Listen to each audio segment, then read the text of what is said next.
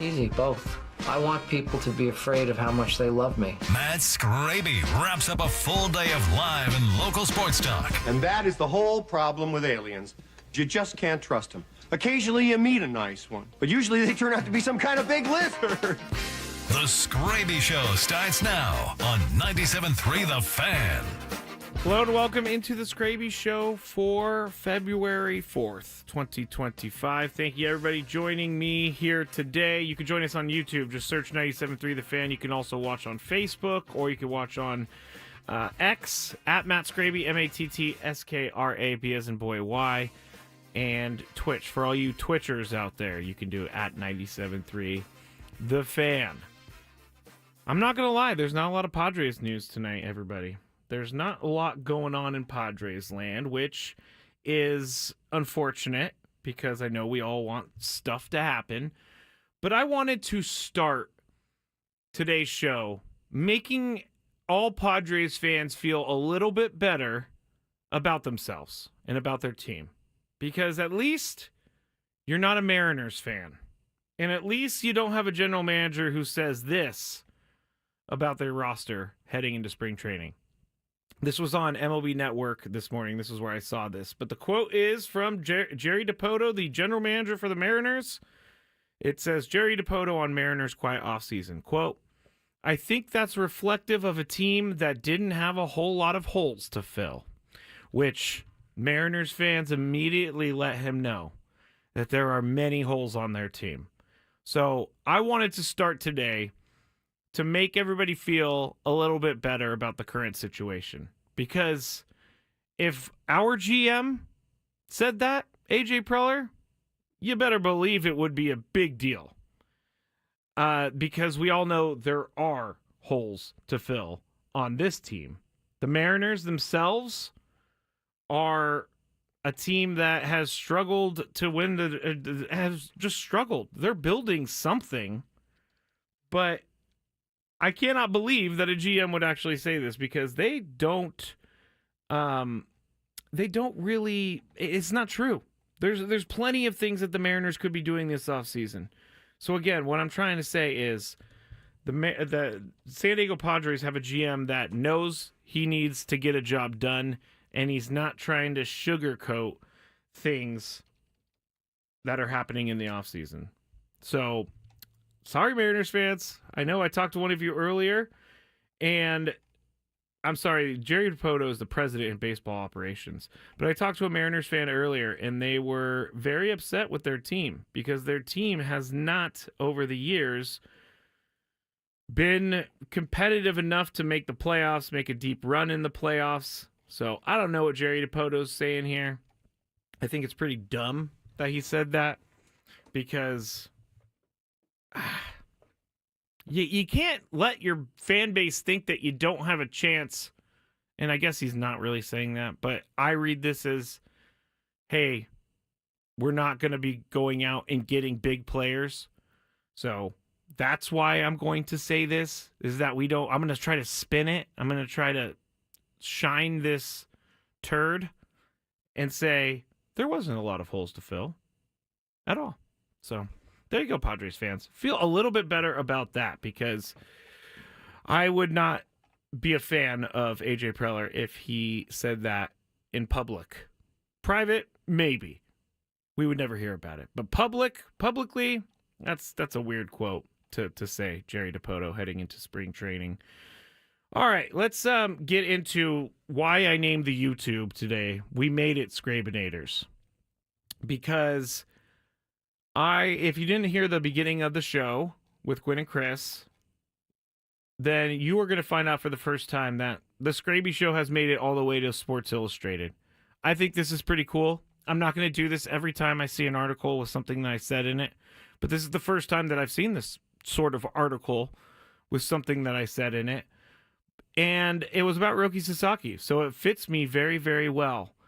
The hilarious part of it is that my name is Mar in the article. It says Mar Skraby of 97.3 The Fan radio home of the Padres, insisted that it might be time to hit the panic button if this continues. It's all part of the article. But MARR is now my alter ego, and I like it. I think it's funny. I think it's kind of hilarious, actually, to have Mar be my name on this article. But you know, I want to give the guy, I want to give him a little bit of credit. Gabe Smolson, I'm not sure how much Gabe listens, but somehow they found me saying this, and somehow it became an article. So Skrabinators, you're sitting here with one of the, you know, preeminent Padres voices on the radio in San Diego. No, I'm just kidding. I'm not that full of myself, really. But we made it, Skrabinators, and we're going to continue to make it. This thing is just going to get better and better and better and better and better. Since there's no Padres to really talk about, I wanted to talk about what's going on with the Dallas Mavericks. Now, I said yesterday I was going to actually talk about the case study of how not to pull the rug from your fans. And I think that there is something to be learned by all the different sports organizations out there. I think there is something that people can take from this, and I think that this is something that they need to pay attention to, because Mavs fans are very, very angry about trading Luka Doncic, and I don't really blame them. You know, there's so many different things that go into trading a player and trading a player of this ilk. But here's a fan on the Dallas Fox 4 channel talking about how he feels after they traded Luka Doncic. I've been a Mavs fan my whole entire life since I've been a baby. This is the worst moment in the history of my life. This is ridiculous. This is crazy, man. We went to the NBA Finals. Why are we trading the best player, the franchise player? How are we trading the franchise player? We went to the NBA Finals. He's supposed to have a statue. Hell yeah. He's supposed to have a statue. Dirk got a statue right there. It's supposed to be Luka right there. Why we don't got a statue for Luka? All right, so this guy is obviously very upset, and he's making great points. He's making amazing points. And I think when I'm saying this is a case study is when someone like Luka Doncic is going to be traded from your team, you're not just affecting the team itself. You are affecting everything from fans to people that work for the team, like trainers. You're affecting everyone when you make these big decisions like this. Nate says that guy had a sad life. You know what, Nate? I don't disagree, but I know that there are certain people I've seen that have had that reaction about things that have happened in San Diego. But think about this. This guy, obviously, massive Dallas Mavericks fan, said he was a fan since he was a baby. He was wearing his Luka Doncic jersey. Now, what do you do with those jerseys? You can't burn them. Don't burn them. But what do you do with those jerseys? Now it's just a bad reminder of a decision that your team made that you didn't agree with. And Mark Cuban, who used to own the Mavs, now he doesn't have any say over anything. So them trading Luka Doncic does not mean that he gets to have an opinion on it, or it means that he gets to actually be mad about this because he gave up his spot with the team.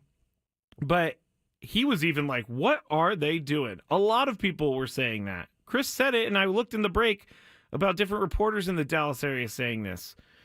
Ownership in sports, certain teams, ownership in sports has gone from wanting to create a legacy, kind of like what Peter Seidler wanted and wants to create. He wants to create this legacy that he was the guy who brought a championship to San Diego. And so ownership was that before, wanting to create your legacy and make yourself a hero in the city you have your team in. Now it does seem like a lot of decisions are being made based upon how much money the shareholders are going to make. And that's not, to me, how a sports organization is run.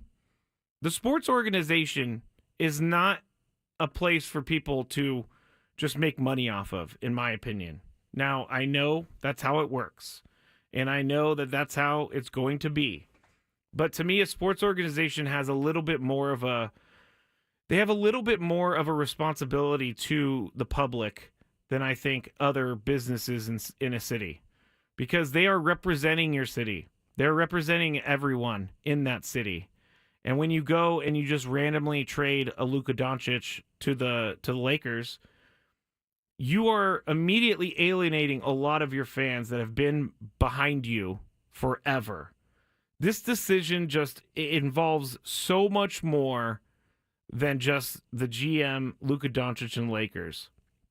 Fans or front office don't need to pay attention to fans all the time. But I think something like this, there has to be some thought of how will our fan base feel about this. Like, again, you're not making a decision based on how your fan base feels, but you are making a decision that's going to affect a lot of people. And ultimately, fans are what make the organization run.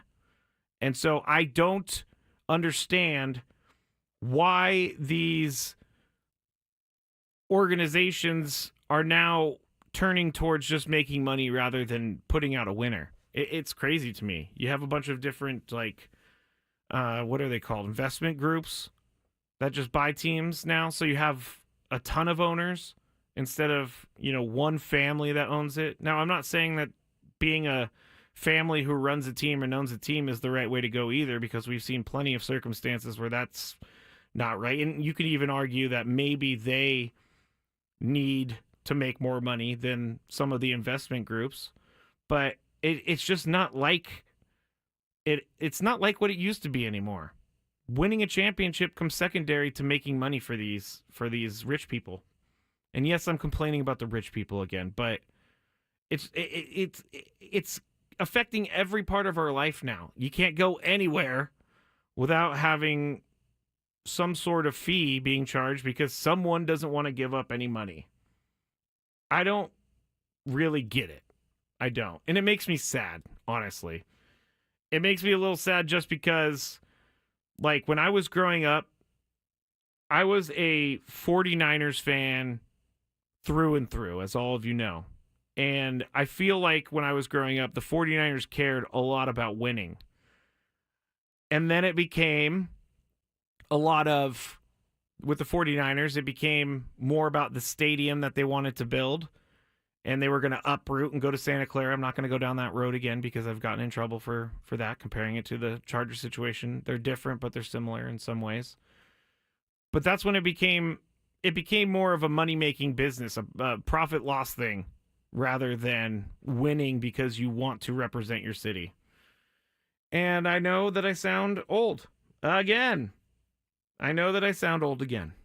But I can't think any other way. There's so many decisions that are being made for money purposes rather than roster purposes, and that's I don't really know why this happens. I don't know, other than greed maybe. On the chat says, I agree it's a different type of business, but fans mean nothing. If that were the case, 56 years of loyalty would mean the Chargers stay in SD. Dallas still has the Mavs. It's money. The Chargers, yes, it is all money. But the Chargers, I guess, I'm not saying I agree with it. I guess they saw more money in LA. And yes, that's why they moved. Because they didn't want to have to pay for a stadium. They didn't want to have to, there's much more. I'm making this way too simple because I was here throughout all of that.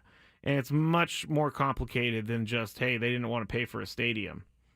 But it's kind of weird to me. Fans don't mean nothing, though. Because without fans, that's why the Chargers moved. Because they saw money signs. Fans do mean something. If no fans want to cheer for your team, no fans want to buy merchandise, no fans want to buy tickets, then that's an issue. But until, I guess, fans around sports, if your team, I'm not just talking Padres, I'm talking all sports. If your team is taking a paycheck over making the team better, you have a right to be angry. You have a right to be angry. Gonzo called me old man Skraby. It's true. I don't know why I feel like I'm 90 years old half the time, but I do.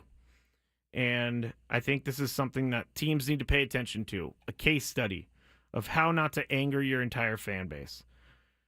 I do think it's crazy, though, that some Mavs fans are saying they won't forgive the team even if they win a title this year. If they win a title this year, all's forgiven. You can't be mad at your team if they win a title. It means that the move that they made was the right move. So I don't know that you can be actually mad if you win a championship after doing all of that. Okay. There was my rant of the day. Now let's get into something fun, because on the other side, we're going to look at some of the players that are chasing records in Major League Baseball this season. Sarah Langs put out a nice article. So we're going to go through and see what type of records we could see this year, what type of feats we could see this year, and we'll go forward from there. You're listening to The Skraby Show with Mar Skraby, or Matt Skraby, on 97.3 The Fan.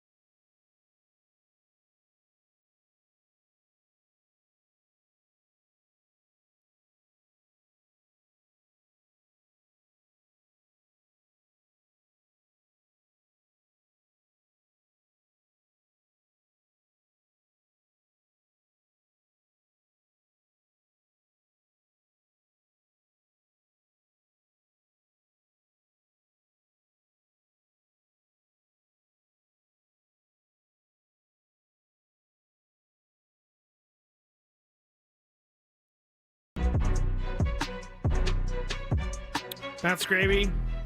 Skraby Show 97.3 The Fan.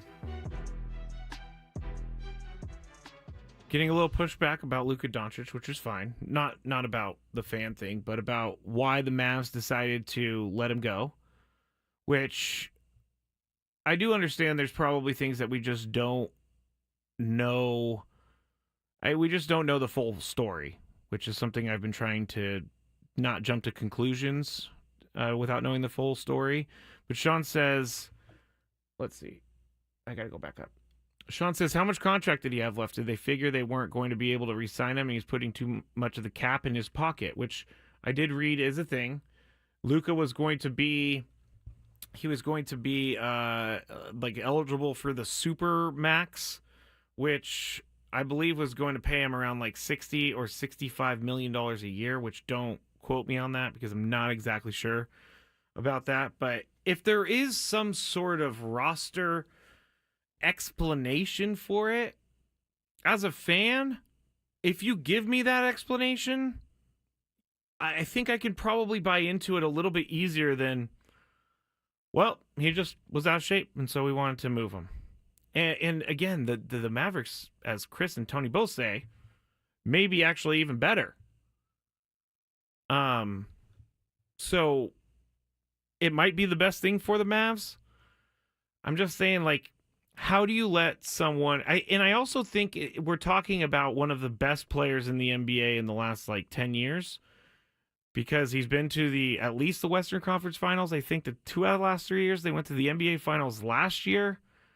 So if you're getting that close to a championship, you got to think that Luka's a big part of that.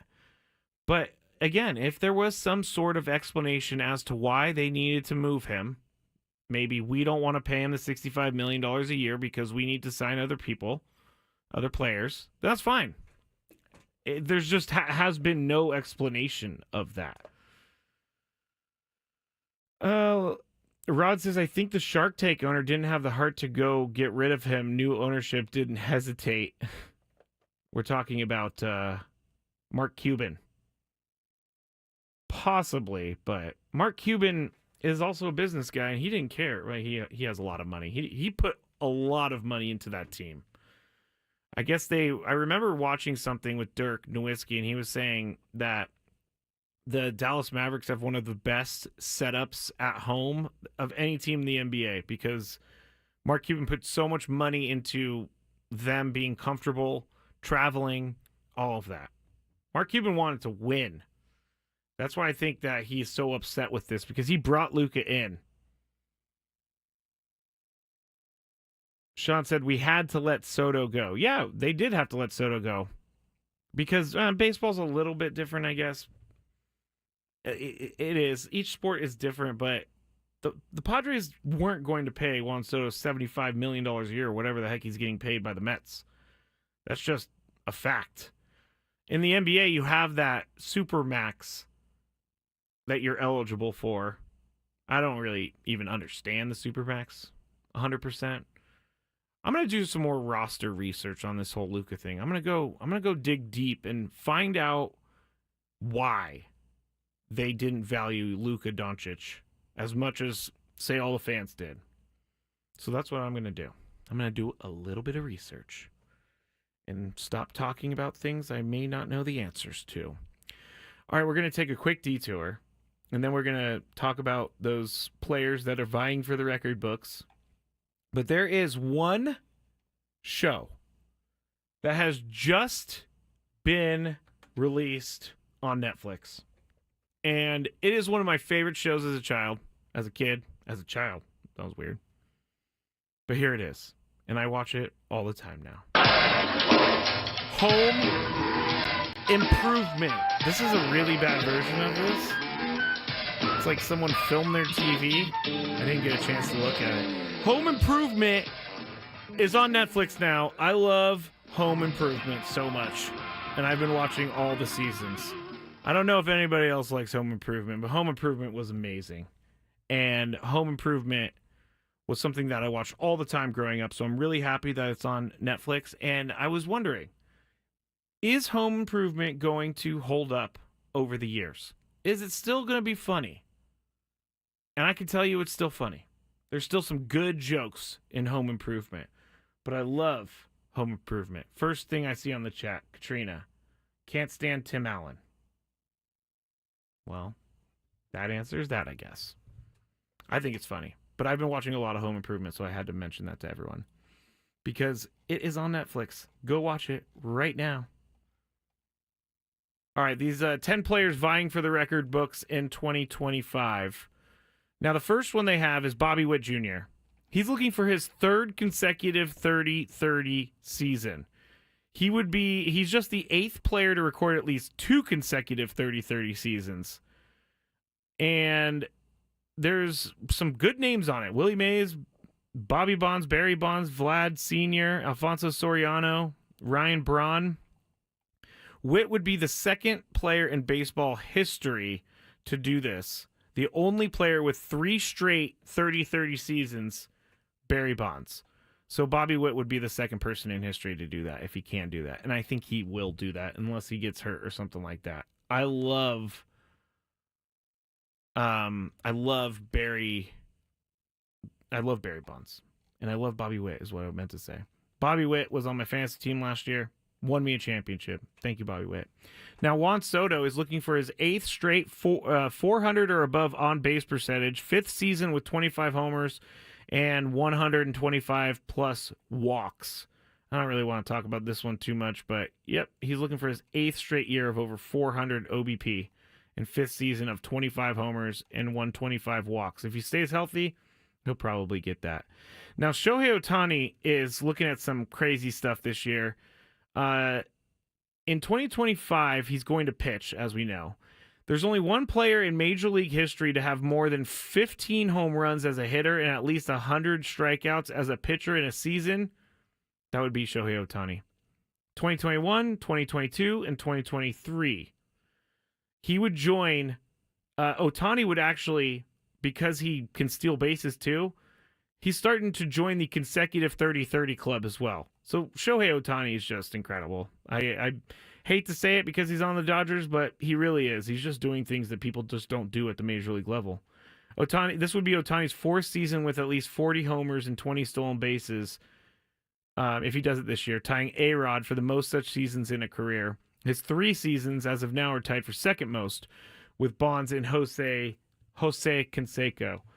So Shohei Ohtani, we're going to be watching him this year. Now, here's another one. Paul Skeens. You know, he had a great rookie year. He won Rookie of the Year, blah, blah, blah, blah, blah.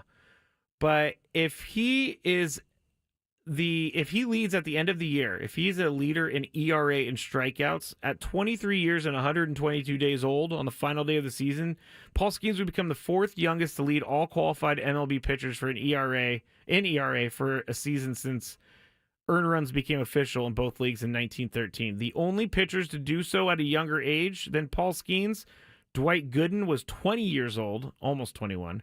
Mark Fidrich in 1976, he was 22. Dutch Leonard in 1914, he was 22.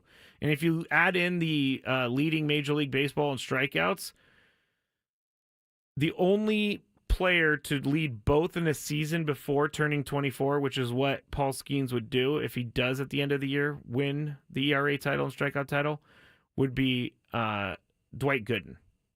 So you're being mentioned in great. If you're in a group with those guys, you're doing something right. But Paul Skeens, obviously, he's probably going to have a big year. I'm just going to have to get over it. I don't hate Paul Skeens, the guy. I really don't. I just hate the coverage of Paul Skeens. Aaron Judge, 46 home runs and 170 WRC plus, just 10 players. If he hits over 45 home runs this year, it would mark his 4th season with at least 45. Just 10 players in Major League history have at least 4 seasons. Babe Ruth, Barry Bonds, A-Rod, Sammy Sosa, Ken Griffey Jr., Mark McGwire, Harmon Killebrew, Ryan Howard, Willie Mays, and Lou Gehrig. So if he has 46 home runs, Aaron Judge is looking at joining that crew. We already talked about Luis Arraez. If he wins the batting title with the Padres this year, it would be his 4th consecutive batting title. There's only 6 other players in history that have done this. Ty Cobb, Rogers Hornsby, Tony Gwynn, Wade Boggs, Rod Carew, and Honus Wagner. And some of the other ones, like Jose Ramirez, he's projected for 30 home runs and 31 stolen bases. He's already the only player in Guardians history with multiple 30 stolen base seasons. And if he does it again, he would be up to 3. He would be one of 2 third basemen with multiple 30 seasons. Sorry, I had to cough. And his third would tie Howard Johnson for most of the position. He also would join the list above of consecutive 30 seasons with Bobby Witt Jr. and all that. I don't know what just happened to my voice, everybody. But there you go. I think my voice was telling me that you should move off that topic because it wasn't as great as you thought it was going to be. So that's what I'm going to do. When we get back, we have more. We have a lot more to talk about. And I'm going to also go get some water. So stick with me. Skraby Show. More Skraby Show on the way. Ben and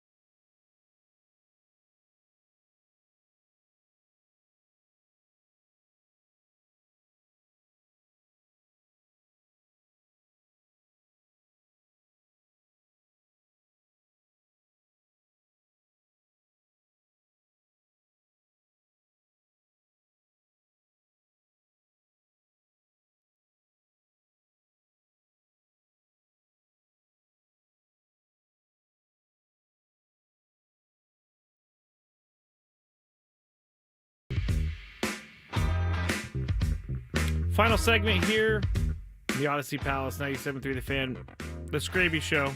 Matt Skraby, or Mar Skraby. If you missed that story, go back to the beginning of the Skraby Show. You'll be able to hear all about it. Someone DM me in the break. Are you, like, mad that they called you that? No, I'm not mad at all. I'm not someone who takes myself that seriously. Honestly, it's not a big deal. It was just fun to be mentioned in a Sports Illustrated article. And then, you know, when you read things that you say, it makes you seem a little bit smarter than you actually are when you say it. Because I did not, I didn't, when I read it, I was like, man, this guy knows what he's talking about. And then it said, Mar Skraby said. So it was great. It was great. We are about 8 days away from pitchers and catchers reporting for the Padres in Peoria for spring training. It can't get here soon enough. We are in the final stretches of this season. We're in the final stretches of this offseason, and this is where it gets a little tough. And it gets really tough because the Padres haven't made any moves. Really. I mean, they haven't. So things right now are very slow. Baseball teams are starting to just pack everything up, head out to their spring training facilities. So we're not getting a lot of baseball news today. And we're not going to get a lot of baseball news, I don't think, for the next couple days. But if there's anything that I need to bring you, I will definitely do that. I was reading earlier today because someone asked me if I watched the Pro Bowl, and I honestly forgot about the Pro Bowl altogether, and that's not a joke. I was planning on like just tuning in for a little bit to see what they were doing at the Pro Bowl, which is now like a flag football game.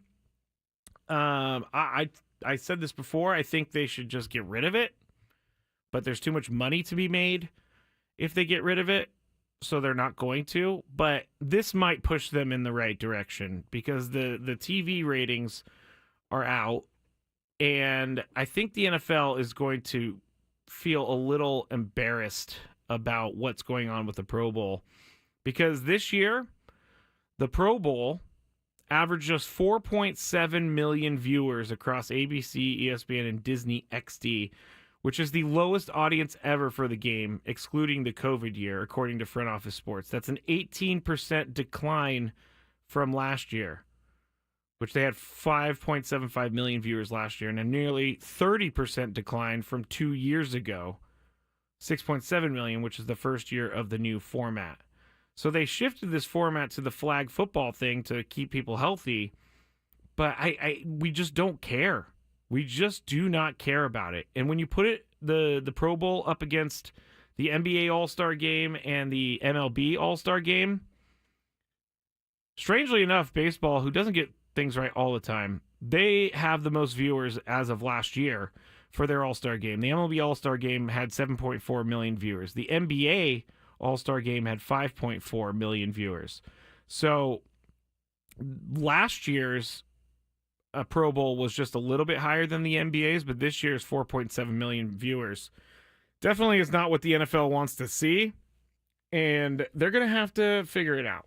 They're going to have to just cancel it. That's what they need to do.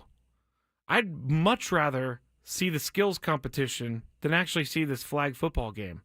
And honestly, I know the players are getting paid. I'm pretty sure they get paid a small amount to do the Pro Bowl, so that's probably why they want to go, some of those guys. But the Pro Bowl is just, when you're naming a Pro Bowler, it doesn't mean much anymore, at least to me, because a lot of those guys end up either not playing in the game because they're playing in the Super Bowl, or they don't want to be injured, and they just got done with their season and they don't want to do the whole Pro Bowl thing.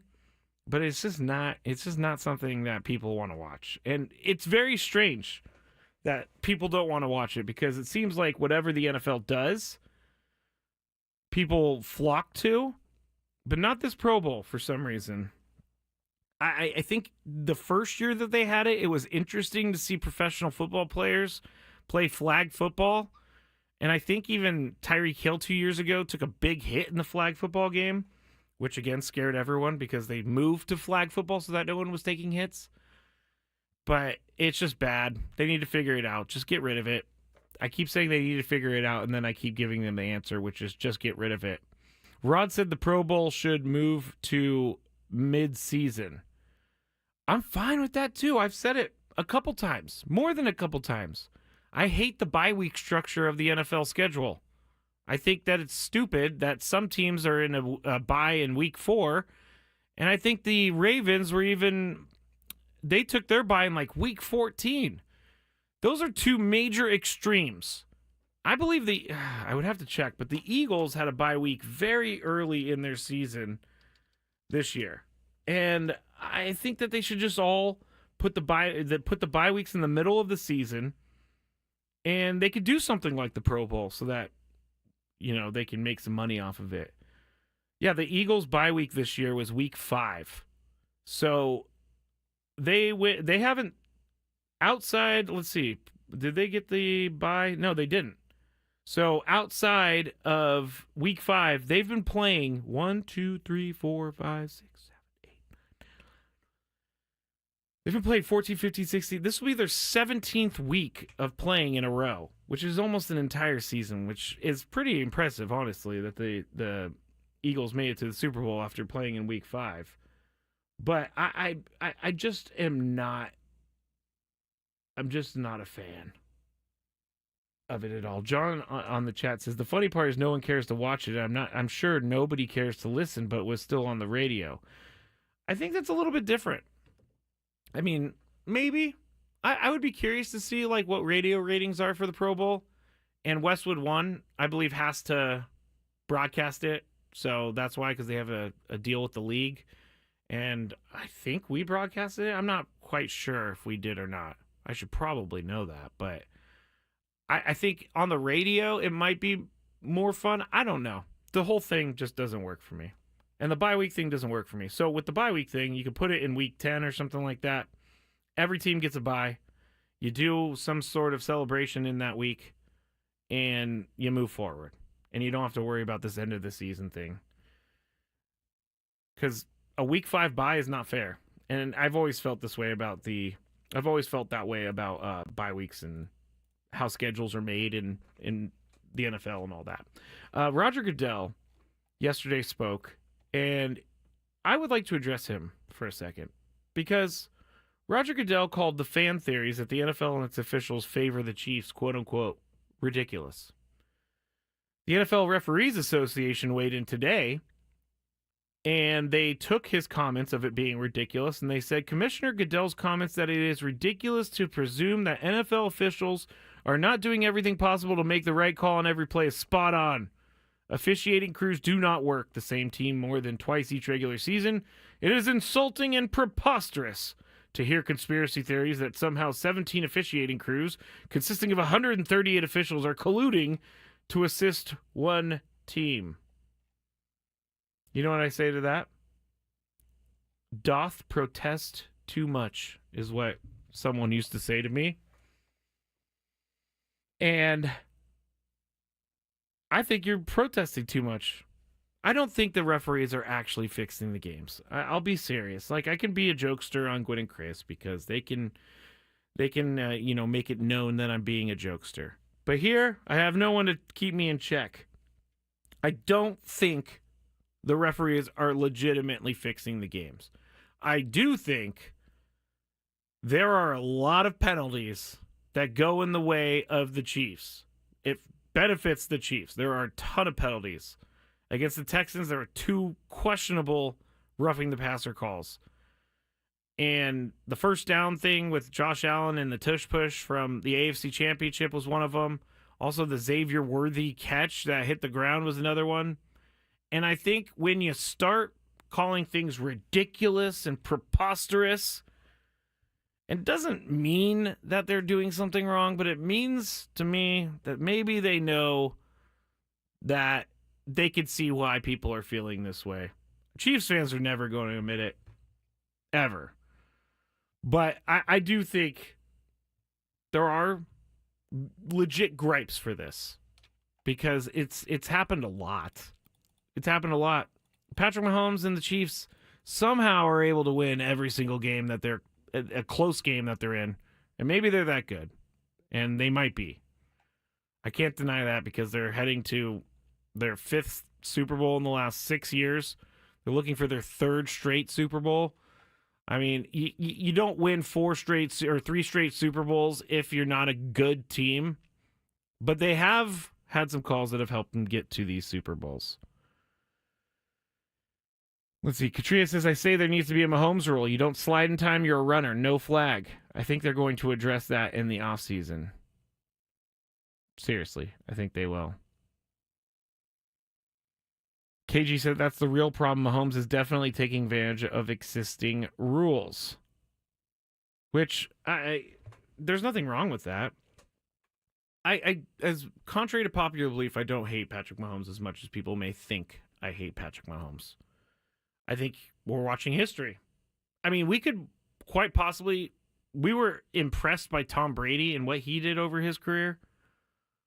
But we could be getting another Tom Brady, a better Tom Brady, and Patrick Mahomes. I mean, he could win so many Super Bowls. And if Andy Reid says that he is going to coach another year, I know that Andy Reid at a certain point is like, okay, I've done everything that I can do in this game. I guess he could try to catch Bill for Super Bowls, Bill Belichick.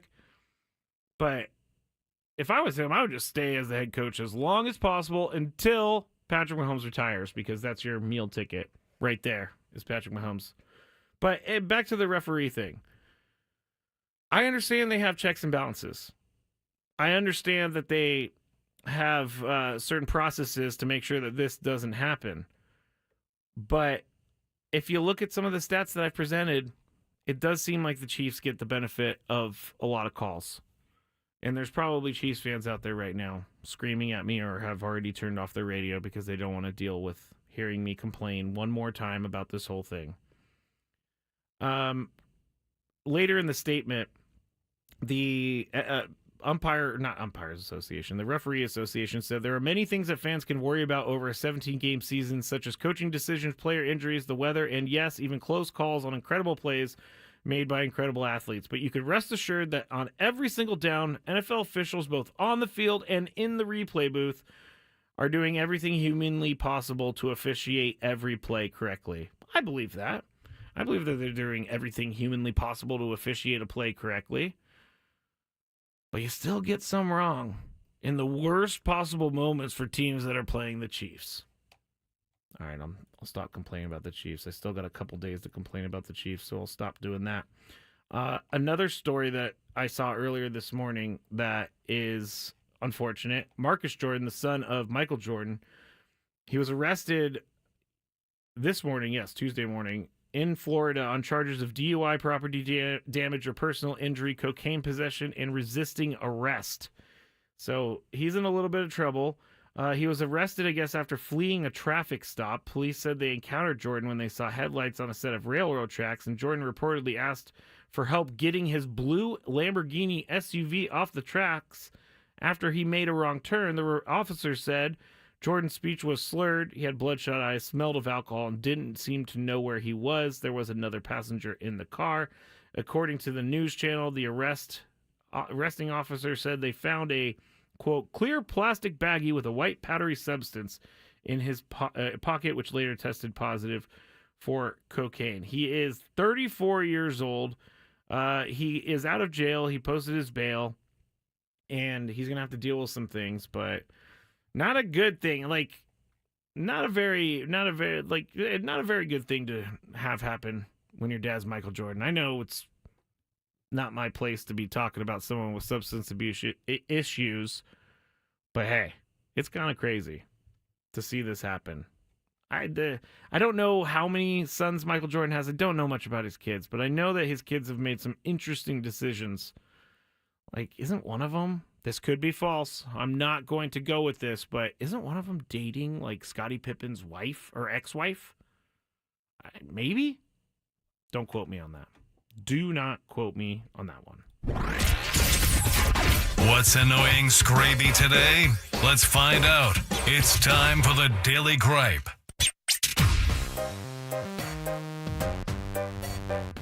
Team Deep says, Mar, watch your words. AI is listening. You're right. I'm going to be putting another Sports Illustrated article telling everybody that I believe the referees are being unfair to all the other teams in the NFL.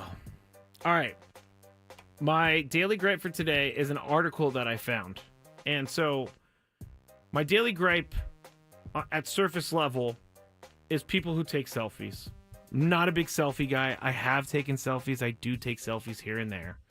But specifically, people who take selfies when they're like trying to get the best selfie of all time. Like someone, say, on a bridge, they're trying to get a selfie and they fall off the bridge trying to get a selfie. This is what I'm talking about with the selfies. Like one random selfie of you walking down the street, whatever, no big deal. But this is a problem because they're calling it the ultimate selfie. And it's one of the world's most dangerous activities. I'm trying to see. Okay, 480 lives have been taken recently.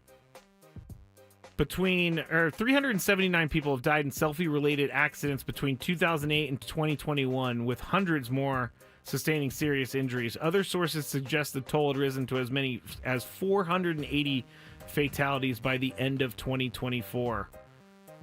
So please do not kill yourself trying to take a selfie. Some of the people that were mentioned in this article were someone who was doing a selfie with the running of the Bulls, and he got hurt really bad. Someone who did a selfie by climbing a mountain or something, and ended up like falling while they were taking a selfie off the top of this mountain because they wanted to get the cool picture. Also, this is something I watch all the time. People that like run around tall buildings and climb buildings without any sort of like ropes or anything. I don't know why I watch this because I really don't like heights, and it does actually give me that little fear of height when I'm watching it. But someone tried to take a selfie there. They ended up falling. So it's all today about the selfie. Don't die taking a selfie. Do not be a part of this 480 people that have died taking selfies. Just not worth it, everybody. All right, back tomorrow. Tony and Chris. Another Skraby show. Thank you for sticking in here with me tonight. Mar Skraby out. Matt Skraby out. Have a good night.